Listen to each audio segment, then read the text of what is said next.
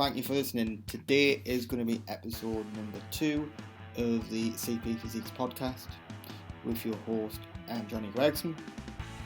Today I am joined by a YouTube vlogger with CP called Charlie Randell. We delved into YouTube, how to be successful on YouTube, his training, how he adapts his training, his future goals around YouTube, and also a bit around TikTok, and just generally how life is affected having CP. So give this a listen, and I hope you enjoy. If you can first just start with how you got into fitness, how you got into how I got into fitness was it's quite a weird story. I'm 21 now. Back when I was 13, I had a major surgery called selective dorsal rhizotomy, where they open up your spine and sever the nerves in your spine that are sending the wrong signals to your brain. Yeah. And sort of because of that, it sort of rewired me, and then I basically got told if I don't put in the work, I'd end up worse than I started out. Originally, when I came back from the States, I was a typical teenager, just wanted to sit and play PlayStation all the time. Then I went to see London 2012, and that was the big click moment, eureka, I know what I want to do. I was sitting next to my dad watching Ellie Simmons win a silver medal. Turned around to my dad and said, I want to do that. So I then spent the next, how long was it? 4 or 5 years, maybe a little bit longer, sort of training myself up. I managed to get myself to national level and very nearly got into the GB team. But due to some injuries and just sort of bad luck, ended up sort of it not working out, and then looking into different opportunities. And that's when I stumbled across sort of YouTube. A lot of people were doing like fitness videos, lifestyle videos, but no one was really doing it from a disabled perspective. So then I decided, okay, let's see what we can do with this. Then I started obviously getting into training, getting into nutrition, and then here I am today. So yeah, that's sort of it in a nutshell. But as I say, there's a lot that's sort of hard to think of now. Obviously, I'm happy to go into more detail if you want. So, I was close to getting tickets for 2012 for wheelchair basketball, because I used to play wheelchair basketball for how long? 9 years. But wow. Being up in Newcastle, it was just going to take forever to get there. It was just going to cost a fortune. One thing that I wish I had done, though, looking back. So you got into the gym through YouTube. Who? The people that you came across on YouTube? So I started following a lot of people like Rob Lipsett, Christian Guzman. Who else? They're sort of the big front runners. A lot of my ones were more sort of the fitness lifestyle channels, as opposed to the sort of official Matt Does Fitness bodybuilding. Matt Does Fitness is a big one of mine. He actually lives only about half an hour away from me. But I'm not quite on his level yet. So funny. No, that's sort of how it started. And then obviously, as everyone did, I started off as a complete noob, didn't really know what I was doing. And then actually at my local gym, I started talking to one of the personal trainers, and they managed to arrange it that whenever I went in, I was able to book in with one of the personal trainers completely free, and then just go in and have their support with obviously transferring onto equipment and sort of myself out from there. And then we ended up becoming really good friends, and he's quite a good weightlifter, power lifter. So we started just playing around, and obviously with his knowledge, I was able to build up my skills. So yeah, and that's sort of where I'm at now. I originally was meant to be competing this year. I was hoping to get on the body power stage, but it all sort of didn't go to plan. I got injured, then obviously all COVID hit, then it got moved on to October, and it just didn't quite go to plan. So hopefully we'll see, maybe next year, we'll see. Yeah, I think I'm tempted to get back on next year. I had about 2 or 3 years off. I'll be honest, it's my first go, so it's going to be interesting to see how my body reacts, and also interesting to see how my head reacts. Because I mean, being that, if there's any lessons that I could say, it would be give yourself a lot of time. So if you think you need 16 weeks, add on another 8. 20. Oh, another 8. Wow. Okay. It depends how shredded you want to. Like, if you're wanting to get true stage condition, I know people that do 6 months, 7 months. Yeah.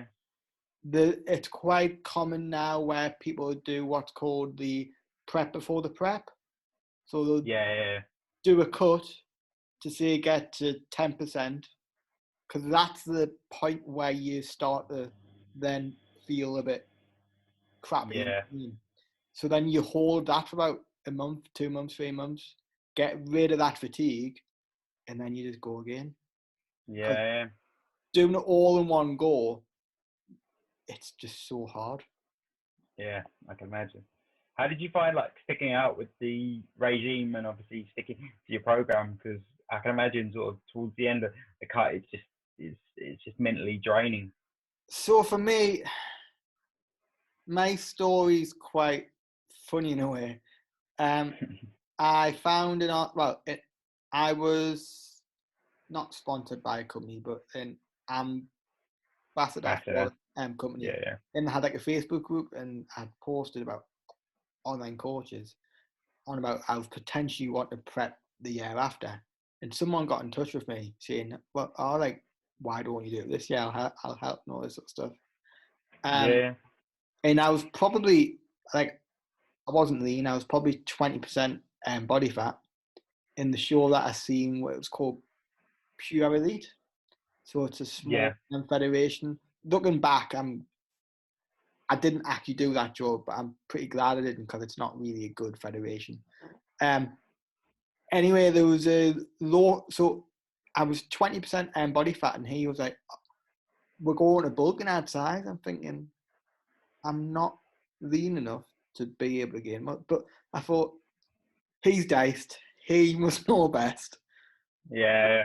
Went along with it. 6 weeks later, my uncle who competes said there was a show in Newcastle, the PCA. I don't know if you've heard of them. I know the PCA. And asked the coach, and the coach was like, yeah, I can get you ready. I'm thinking, like, at this point, I'm still 22% body fat. It was basically 2 weeks of keto, so shit this. No. I was wrecked, got on stage, out of shape. The guy who arranged the show got in touch with the next week saying, basically, that this guy doesn't sound like he's got a clue what he's doing. So I ended up going with a powerlifter at my gym who was a prep coach. And then going into the answer of your question in the end, it was like every day it was like, I do not want to get on stage looking like that again. Yeah. And so we moved the show back to one of the last shows of the year, because there was no way I'd be even lean for that pure show, to PCA Manchester, which was in September. But it was just like, I just did not want to get back on stage looking like I did. Yeah, no, I get that.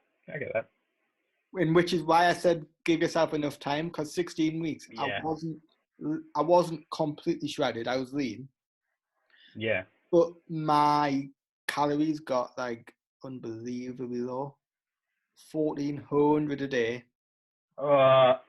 Doing 100 minutes of this a day, every day of the week. Oh, ouch. I mean, intense loads of cardio wasn't really an issue.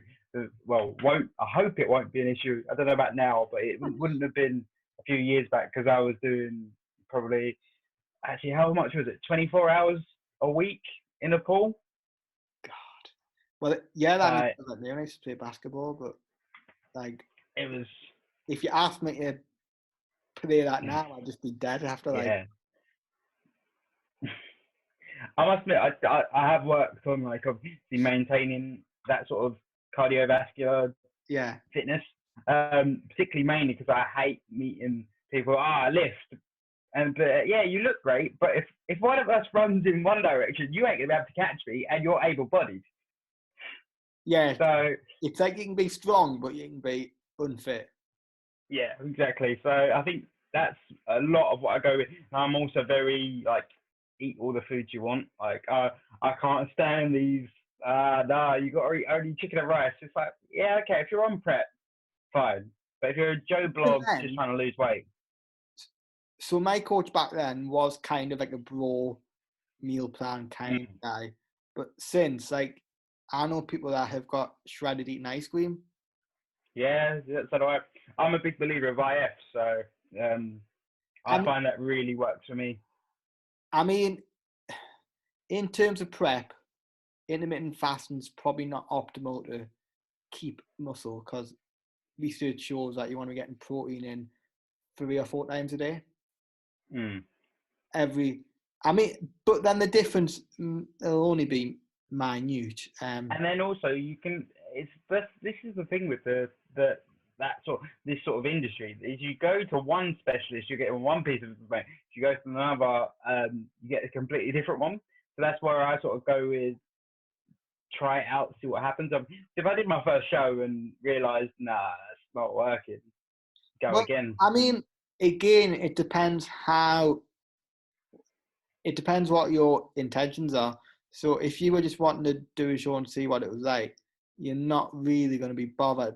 Like if you were wanting to look the best you possibly could, keeping as much muscle as possible, intermittent fasting probably wouldn't be the best route. But that doesn't mean you still can't get lean doing intermittent fasting. If you're prepared to potentially lose 2-3% more muscle. It's not much of a difference, but it. Nah, yeah. So, what lessons have you learned along the way doing YouTube? If you're doing YouTube biggest thing I've only really started pushing this recently is everyone goes on about consistency, and the thing is with YouTube is it is, as you probably noticed, editing podcasts and stuff like that. It's just the time, finding the time to do it. So I'd say the biggest thing is one, prep.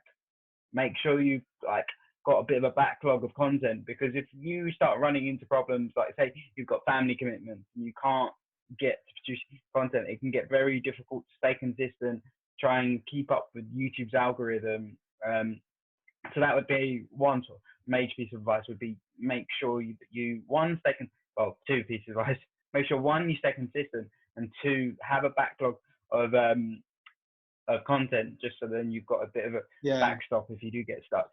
The other thing as well is it doesn't have to be, everyone's got this thing in their head where it needs to be so neat and so polished, where they've watched the big YouTubers.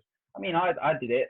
I know, again, this is all very sort of new stuff. It doesn't have to be that neat and that polished. Get it out there. Just get it. Sometimes people enjoy seeing the raw stuff because they're able to see sort of what your life's like, what your training's like, what you actually do, instead of the bits you necessarily want people to see. So I think that would be the biggest thing, is try not to focus too much on how it looks. Obviously, you do want your content to look good, but you don't necessarily need it to look completely polished, because it's just going to take so much time. I mean, even when you look at the big YouTubers, if you went back to their first video and compared it to their last, I bet they'd be filmed on a phone. Yeah. It's sorry, go on. It is. And also the other thing I'd say is really dial into your niche, because the big thing with YouTube is everyone wants to be a YouTuber. Everyone wants to be a social media influencer. Everyone wants to try and make money online. And I don't want to stop people doing that, because it's what I want to do. But just really dial into your niche. That way you can build up this little, like, the way I describe it is like a little cult audience, who like, you might have a smaller audience, but if you can get them commenting and get involved, then you're on the right track, than necessarily focusing so much on the numbers and making sure your followers are sort of looking high, so that someone comes in and sees your profile and I've found the exact same thing with online coaching and PT. it's so easy to fall into the general 20-odd-year-old guy or female wanting to lose weight. But every other PT, every other online coach is going down that route. So it's like, it's such a saturated market, which I'm guessing YouTube is as well. Yeah. And as I say, it's just, for me, it's dialing in on your difference. It's like my difference, I always say, is that people have disability channels and promote disability, but I view it as I'm very tongue-in-cheek about my disability. I'm not one of these, oh no, you can't call us disabled, but we are. What are you moaning about? That's what we're defined as. What does it matter? I'm the sort of person that put videos on TikTok of me falling. There's a TikTok video that I put up of I'd shaved me hair off and I'm knocked down. And I was like, what else can go wrong? I'm crippled, I've got a squint, I've got a stutter. It had like love it. 6,000 likes. I was like, what the heck? Like, whereas my actual content on fitness has had like 2 likes. I'm like, how does that work? It's funny what works. I mean, you'll probably see on my YouTube, is most viewed video is clickbait that to hell. It's how disabled people have sex. That video is still flying today, but it's purely because people expect to click on it and it to be X-rated and they're going to see everything. God. But it was really, that one was more, one of my pet hates is some of the ridiculous questions you get with a disability. I mean, you probably get them yourself. One of my personal favorites has to be, if you have kids, are they going to come out in wheelchairs? And I'm like, from a biology standpoint, how does that work? Well, as my CP affects my left side, you can guess what one question I yeah, that's right. I should be like, yeah, one's bigger, one's smaller. I got compared to a tube of toothpaste once. Because they said the further you go down, the skinnier you get. So you're like a tube of toothpaste. Of all things to say. Yeah. The other one I've got is it contagious? So if I sneeze on you, you're going to catch CP. I've seen that one on YouTube video. That was funny. It's some of the questions, you just sit there and you think, or one of my pet hates, this one really gets my nerves, is, oh, you've got a girlfriend, yeah, is she able-bodied? And I'm like, well, I fully respect the people that are in disability couples. For me, do you realise how complicated that would be? Babe, I can't reach the jam, neither can I. Well, what are we going to do? It just, I don't know why, it just really rubs me up the wrong way. I think it's more the thing that there's this like there's this telepathy thing where we just get drawn together. It's the thing that I really don't like. It's like, in the past, I'd be in town with my wife or friends, and people would walk past someone in a wheelchair. They're like, who's that? I'm like, I don't know everyone that's disabled. That's the other one. Do you know her? No. It's like the American mentality of, oh, you're from England. Oh, do you know so-and-so from West Yorkshire? I'm from London. That's like over the other side. You got some strange things going on. How's it going with quarantine for you? It's been a massive change being on the floor gym PT, not really doing anything online. Like, so a lot of PTs go down the route of just selling sessions. Yeah. But then you're selling time instead of a service. So I was selling. So my clients were getting a PT session with an online package. So it was. Yeah. I'd kept on to what I had. I didn't have a lot, but then there's perks of being disabled, getting PIP, you know. Yeah. And then, so I work at Pure Gym. Yeah. So the way Pure Gym works is you work 12 hours a week for free, but you pay no rent. That's all right, isn't it? But they were changing it on the 1st of April. You got paid the national living wage for those 12 hours, but then you paid rent. All right. And there was so we were going to be £100 worse off. And then, lockdown came, and we were like, surely they can't expect with the fork out an extra £100 a month when we can't When you're not working. use the building. Yeah. So the first month they paid were a furloughed wage, even though it hadn't been approved by the government, because we started on the 1st of April, which was after the cut-off point. Yeah. So now the paying was still, but they give them like online training to do on teaching classes, which is pretty funny because a lot of the classes I can't teach because it's like I'd kill myself. I don't. I've got friends at PT. They can't stand teaching classes, let alone not being actually able to do it. Well, I mean, I've been a PT for about 10 months now, and I've got out of teaching spin, so that's a win-win, really. Because on the first day, I broke my wrist. Jesus, on your first day? Quit my full-time job, taking the risk going self-employed. I was working a shift on the Monday night. On the Monday morning, I went into train, doing dumbbell chest press. I had one dumbbell in my weak arm. The dumbbell pulled me off the bench. I've done that. I've done that so many times. Because my wrist is fused and it went back, and because there was no bend. Yeah. And that video went viral on Instagram last year. It was just like, because the one set that I was going to record as well, I was like, of all sets. No, I had a PT do that to me. So I think we were doing, again, a chest press, and I think, like you say, he gave me, I think it was around a 34 kilo, but where the weight was so different compared to the other side, I just completely went and face planted straight into one of the weights. So what do you have to adapt in the gym in terms of exercises? I haven't trained in the gym for so long. It's trying to think of what my program is.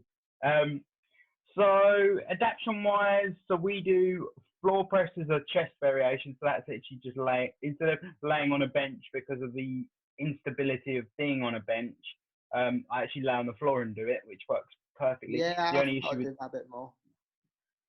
The only issue with that is when you start getting up to heavier weight, because when I coming towards lockdown, I was on a strength program, so it was a lot of lower reps and higher weight. So the problem with that is then getting it off the floor to get in position so that you can lift it. The amount of times I've nearly snapped my rotator cuff is ridiculous. But I'm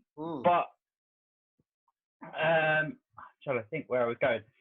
But in terms of adapting my training, I'm trying to think what is like the most unique thing that I do, but I can't think because I say where I've got the support of other PTs, particularly because one of the guys I train with is an ex-powerlifter, so physically he's able to throw me around like a rag doll.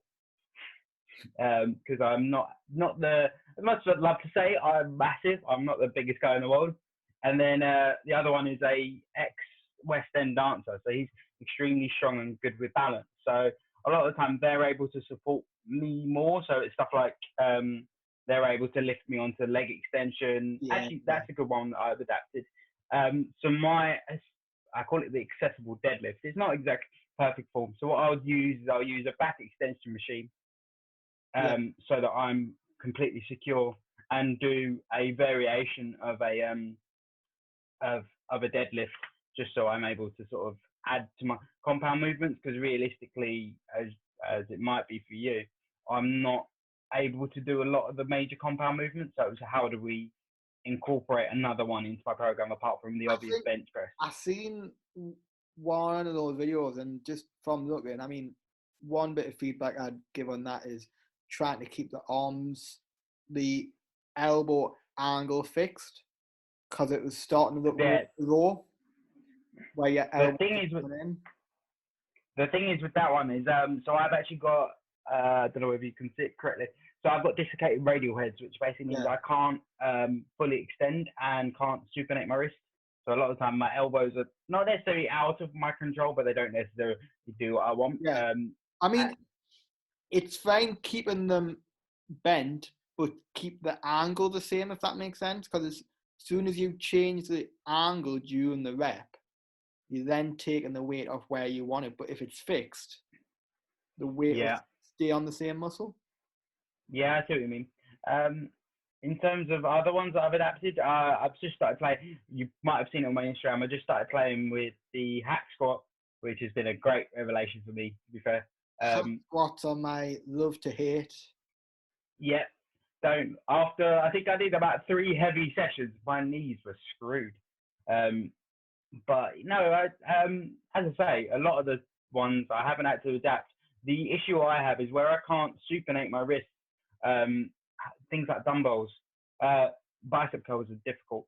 Obviously, you've got the option of hammer curls, but that's realistically your only real option.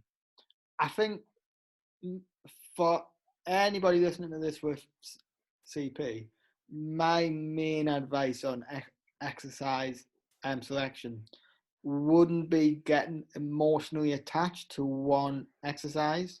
So it's not just people with CP. In general, people get attached to squats, bench press, deadlift. Yeah. When there's more than one ways to grow legs, you don't just have to squat legs. No, I agree with that. And I'd always go for exercises where I can get full range of motion. So, for instance, me, if I was to go under a bar and squat, it would look like a half squat, if that makes sense. Yeah. I wouldn't be coming all the way down.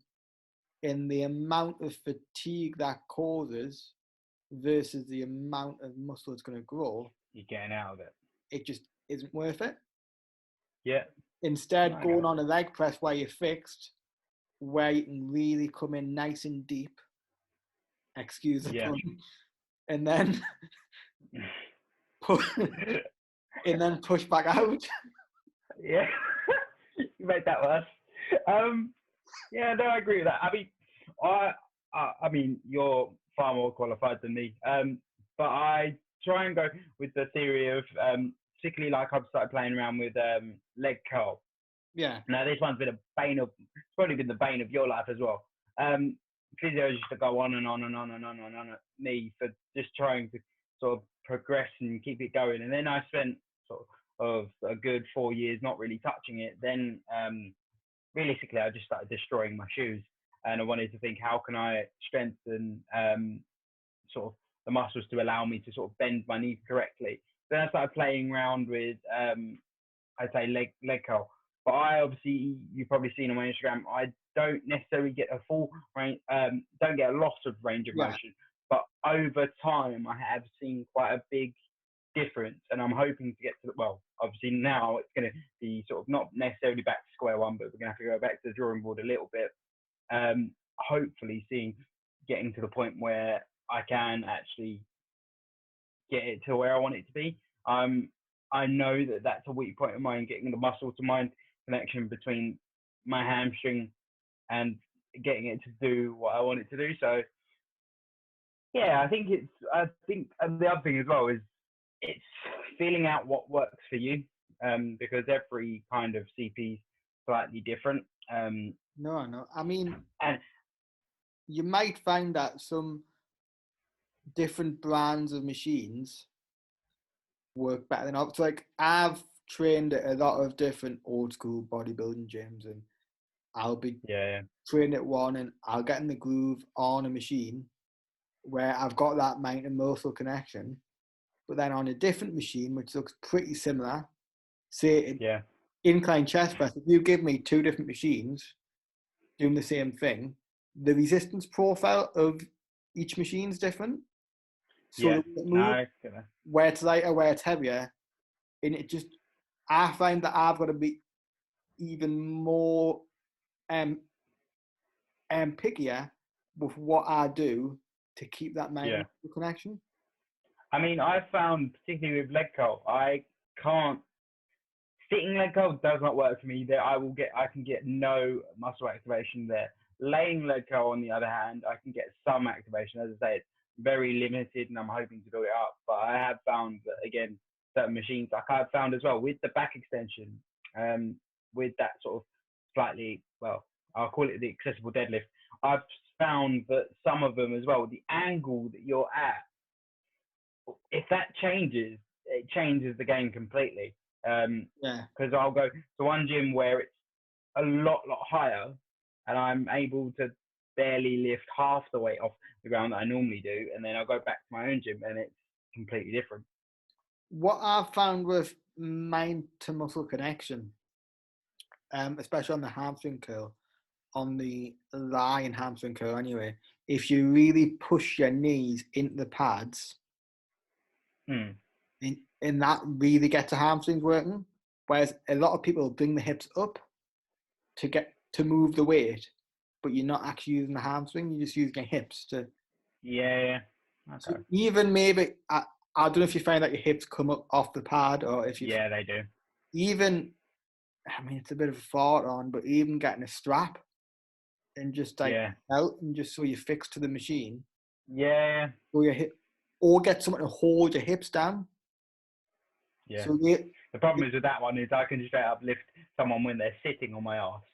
So that's the other issue. So I think tying me down is an option. I mean, I've been tied down on several gym machines. I didn't know where this was going there. No, not divulging that on here. No, because as I say, when you probably know yourself, when you start playing around with quite heavy weights, once your balance goes out of kilt, it can send you tumbling. So a lot of the time we were playing around with how to sort of tie me to machines. So within YouTube, what are your goals for YouTube? Where do you see this going? The goal would be to turn it into a career, and just sort of get involved with different brands. I mean, we're slowly seeing a lot, slowly seeing traction with getting involved with affiliate schemes and getting involved with sort of different disability campaigns. I know I've recently just been messaged by one guy that wants me to do a accessible gym video. So it's just jumping on stuff like that. I mean, the idea would be just sort of, obviously, as you say, getting involved with different brands, and then obviously having an income coming from that. As I say, both my parents are self-employed, so I'm very sort of I hate the word because everyone's chucking it in their Instagram bios, but quite entrepreneurial. So I've got sort of quite a few different streams of ways I'm looking at things. I also do some social media management for different charities and different companies. So that's another string to my bow. I've done modeling in the past. So it's all just sort of trying to sort of blend it all together. Ideally, I'd want to be sort of a disability campaigner / disability consultant, more for less for gyms. Gyms is more because it's a massive hobby of mine, and I like being able to share what knowledge I have got with other people. But the big goal would be to be sort of like a disability consultant. So say, for example, they're building a new hotel down the road, and they want someone to come in and tell them what works for disabled people and what doesn't. I'd like to get involved with that, purely because I hate that everything, I don't know about you, but I found everything that's got a disabled badge on looks very hospitalized, it looks it's something you'd find in an old people's home. And I'm like, I'm 21. Why can't someone design something that looks nice, but also practical? It's like me with my bathroom. I've got towel rails tactically placed instead of grab rails because I can't stand them. So the idea would be that they'll call me in and I'm able to sort of explain what would work, but what would also work from sort of fitting the hotel brand or fitting the building's brand, so that it doesn't look out of place. Because a lot of the time you'll find with disabled bathrooms, they all look the same, but also it all looks very out of place once you step out of that room. So it's just making that connection. Plus as well, I don't like the fact that a lot of people that are involved in designing will then have no idea what's suitable for someone in a wheelchair. I mean, I've gone into several buildings where like, yeah, we're wheelchair accessible, but then they don't think about the little details. Like, what about wheelchair users that aren't strong enough to open doors? What about wheelchair users that aren't strong enough to pull doors? What about having access to the bars? What about having access to seating areas where you can sit with your friends and chat? Because everyone seems to think that a disabled person only goes around with one person. And I understand, like I've been to festivals and stuff, and I understand, obviously, I can't say, yeah, let me bring my 20 strong entourage with me onto the viewing platform.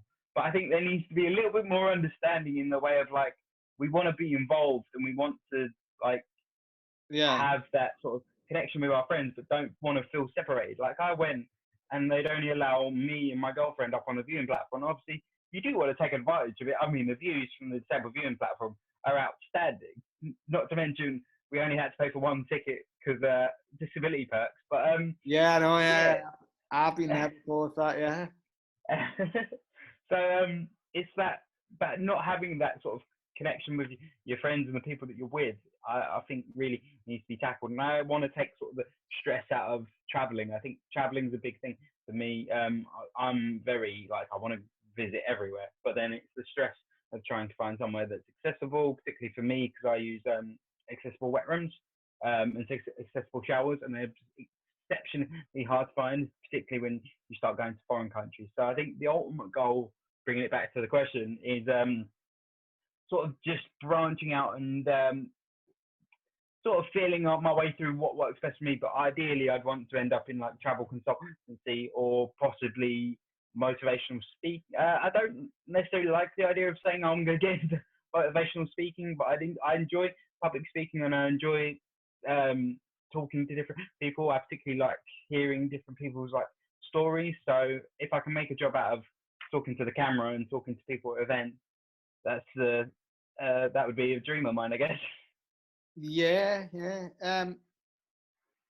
No, like there's a few motivational speakers who not really motivational speakers as such, but you get in the fitness industry in terms of business, you get people who there's a guy called Paul Morse.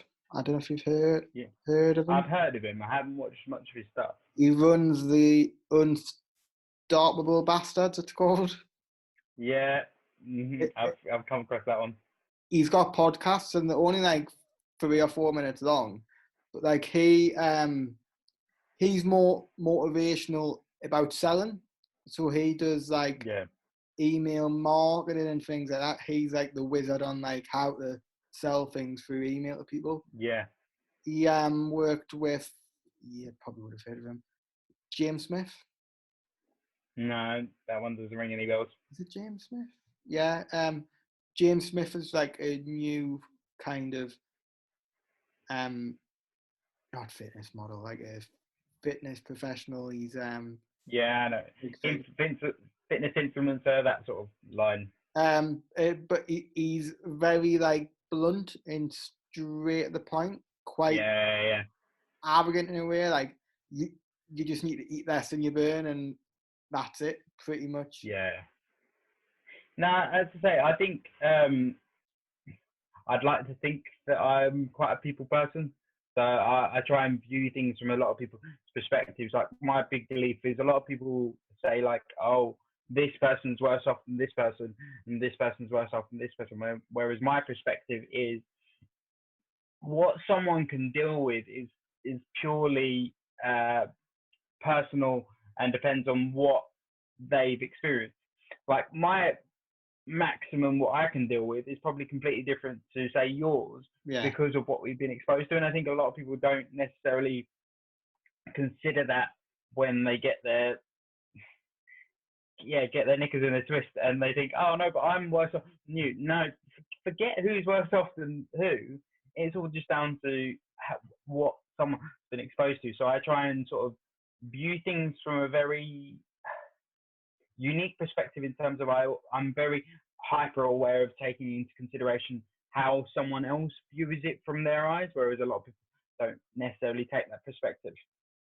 Have you had any negativity on YouTube? Because I know that obviously YouTube can be a very hostile place in terms of Less comments. so with YouTube.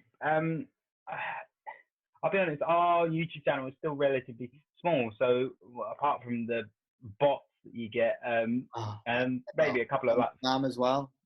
Yeah, or like they get a couple of the funny comments. Like a lot of people make the comment of thinking that me and my other half are brother and sister. But no, not necessarily negative on YouTube. I have had some of it on Instagram, which is odd. A lot of people think a lot of the hate happens on it on YouTube, but actually I've had some on Instagram more so directed at people that necessarily like featured in my videos. Like I had one, the PT friend I mentioned earlier. We did a video together doing battle ropes, and it was just a really cool video. It was in an outdoor gym space, looked really good. And the amount of people going off at this at Ryan purely for the fact of he looks like a personal trainer, and he does look like in the video he's helping, like he's training me, but realistically we're just training as friends. And I think he was timing my set, and basically my wheelchair started sliding around, so he like started looking at his phone, grabbed the wheelchair, and people started going off at him like, oh, he's meant to be your client, you're meant to be looking after him, what are you doing on your phone? You should be setting a better example. And I'm like, I'm not a paying client. Yeah. Ryan's chucked me out of my wheelchair on several occasions. I'm definitely not a paying client. But as I say, a lot of the time it's you get it more so on Instagram, I found. And also people asking quite odd questions. I've found quite a lot recently. I find with TikTok at the minute, that seems to be quite bad. I've posted and got a few comments. I'll be very honest, I'm very, very new to TikTok. I'm trying to get that one off the ground because it seems to be the new and upcoming platform, and everyone's telling you to jump on it. I kind of think, though, in terms of making money off it, like, I just think it's a bit of a lost cause. Like, in terms of particularly fitness, yes, you can build up a whole load of following, but would that following then buy, or would that? The thing is with TikTok, I must say I've been doing quite a lot of research into it. The thing is with TikTok, it's a very young platform. It hasn't been, as you know, it hasn't been around for that long. And at the moment, you're finding a lot of people using it, but not necessarily businesses are using it or personal brands are using it. That's purely because it hasn't got to that point yet. It's so young that it's not got to the point where you're able to produce ads on it. They haven't added that platform to it. So I think a lot of people need to consider, like, look at Facebook. When Facebook first started out, no one thought about marketing on Facebook, or no one thought about putting brands on Facebook. It's a very sort of within the last 10 years or so, people started putting stuff on Facebook, and then obviously Instagram came out. I mean, look at Instagram when it first started. It wasn't the company is today, and it wasn't the platform it is today. So I feel like TikTok will get there. Whether it will get to the same space, I don't know, but I feel like it definitely will. It's just whether they adapt enough to be able to support businesses. The way I see it with TikTok is, I mean, in terms of the fitness industry, in terms of trying to use social media to grow business to monetize it, I've only been doing it for 2-3 years tops. But people say when Instagram first came out, for Instagram following, if you were straight on it when it first came out, when it was new, it was so easy to build up a big following. Yeah. Likewise, so that's to do. Sorry, carry on. Likewise with YouTube as well. Yeah, I mean that's the other thing as well. It's like if you look at the thing that kills the thing that kills it is when obviously TikTok at the moment, the organic reach is insane. I posted one video and it got just over 100 likes, and I hadn't even touched it. It was my first video. No one was following me, and it worked. And I think that's the thing where obviously ads and things like that haven't got onto the platform yet. The organic reach is so good that if you do get on it now, I mean, I must admit I'm a culprit. I need to put more effort into it. It's going to help you in the long run, because when it does become the giant that it possibly will be, you're already going to be ahead of the game. Whereas if you join the band late, which I did with YouTube and I did with Instagram, you're probably going to find it harder to grow. I think lockdown has been a benefit for TikTok. Yeah, because people are bored and looking for things to do. Like, the way I see it is, it's next to no effort to make a 10-second video. Yeah. In the amount of return long term, like not as such short term, but long term return you can make from it is pretty big. Yeah. I mean, yeah. Like I said, it's that quick. It's that fun. It's got that sort of Vine feel to it. It's the funny side of things. It's a little bit quirky. It's not quite fully polished. I mean, but as I say, it's fun content, and I think that fits. Well, it fits mine perfectly, because I'm very tongue in cheek. Yeah. I'm more sort of lifestyle, so I'm more up for making the stupid videos. But I think it's going to be interesting to see how more serious businesses adapt to how they produce content on it. But then again, a lot of people are treating it similar to how they treat Instagram stories. So I feel like that could be an avenue that people could explore. Yeah. So, I mean, we're getting on for time now. So if we're rounded this up just with one last question. Yeah. If there's people watching this with CP who are thinking about getting into YouTube, if you could give them 3 tips to become a success or to start becoming a success, what would they be? Be unique. Be unique and be yourself. That would be 1. 2 would be, don't stress about it too much. And then the 3rd one, it's tough because there's so many different pieces of advice you give. It would be just see what you can come up with. I mean, you might come up with an idea and you might think it's stupid, but see how it works. The thing is, no one knows unless they're going to try it, and you might actually find that there's something different that no one else has done before that you're able to do, and then you can hone in on that. So I think that links in with finding your niches, that just chuck. It's almost that chuck shit at the wall and see what sticks. And I feel like people, they're too hemped up in this. No, I need to come up with perfect content ideas. No, if you keep chucking stuff at it, you'll figure out what will work. You're able then to look at the content and go, that's not worked. This did. Let's do more of this. Let's not do that. Because I think if you obsess over it too much, you're then going to stop yourself growing, and that's quite new. It's a new thing for me. Like, if you spoke to me 6 months ago, I would not have given this advice. I would have been like, no, make sure it's clean, tidy. But no, just feel your way through. You'll figure out what works, and then hone in on that, and then hopefully you'll see some growth. Hopefully that all makes sense. Yeah, so just to end up there, where can the listeners find you if they want to check you out on social? Yeah, so if you want to check me out, it's so I'm pretty much NQPC everywhere. It stands for not quite politically correct, as you've heard me mention a lot in this podcast or video. Is I'm quite tongue in cheek, so that's where that comes from. But NQPC everywhere, so it's N_Q_P_C on Instagram, NQPC on YouTube, NQPC on Twitter, and nqpc.co.uk for our blog as well. Cool, thanks for coming on. No worries, mate. Let me know if I can do any more. Will do. Hello, everyone. You are listening to episode 1 of the CP Physiques Podcast with your host, Johnny Gregson. Me.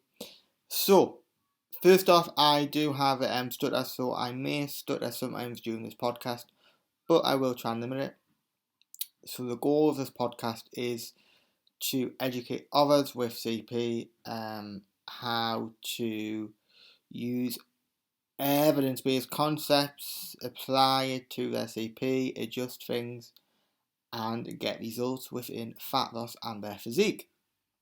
So, in today's podcast, I had the pleasure of interviewing James Walsham, who is the online coach at the Hypertrophy Hub based in Auckland in New Zealand. Now, James is currently at university studying sports science. He also has a condition like myself called scoliosis. So today we covered how that affects his training, how he has to adjust his training, and we also covered evidence-based concepts. James has a lot of knowledge, so we delved a bit more into that and research around his condition in terms of weight training, how he has to adjust exercises and adjust his programming. Slight issue at the beginning of the podcast, it didn't record at first, so I'll just update you on what we discussed within the first minute or two. It was just based around how James first got into lifting, his running, etc. There wasn't a great deal missed, but just to let you know why. Otherwise, there would have been a bit of an introduction. So, this is an introduction to the podcast. I hope you find this useful. I hope you enjoy this podcast, and I'll catch up with you at the end. Again, a big thank you for listening to this podcast. If you've got this far, please give my YouTube channel a like, share and subscribe. If you listen to this on iTunes, I'd greatly appreciate this if you could leave me a review. And check me out on Instagram at Trained by Gregson, and you can check my guest out on YouTube at N_Q_P_C. NQPC. Thanks a lot and see you next time.